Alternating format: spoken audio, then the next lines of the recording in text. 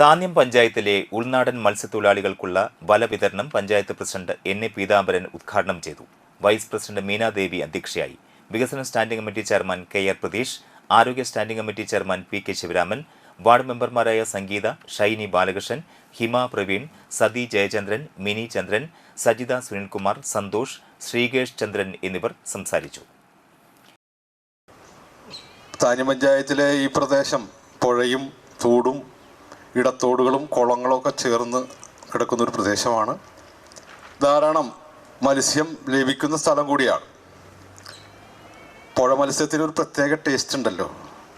പുഴ മത്സ്യത്തിനൊരു പ്രത്യേക ടേസ്റ്റ് ഉണ്ട്. ഇപ്പം നമ്മുടെ ഇടത്തോടുകളിലുള്ള കണമ്പ്, കുളങ്ങളിലുള്ള കരിപ്പിടി, ബ്രാല്, മൂശു, കടു, ഇതൊക്കെ ഈ മൂശും കടും ഒക്കെ മറന്നുപോയിണ്ടാവും. ബ്രാല്, പഴയ ടേസ്റ്റുള്ള ബ്രാല് ഇപ്പോൾ കിട്ടണമില്ല.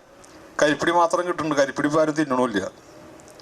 അപ്പം അങ്ങനെ ഈ പ്രദേശത്ത് ഞാൻ പറഞ്ഞത് എനിക്ക് അറിയുന്ന പ്രദേശമായ കാരണം പറഞ്ഞാണ്. എല്ലാ പ്രദേശത്തും ഉണ്ട്. ഇപ്പോൾ ഇവിടെ നിന്ന് അങ്ങോട്ട് പോയാൽ വളരൂർ പഞ്ചായത്ത്, അന്തിക്കാട് പഞ്ചായത്ത് പുഴയൊക്കെ ആയിട്ട് കണക്ട് ചെയ്ത് കിടക്കുന്ന സ്ഥലങ്ങളാണ്.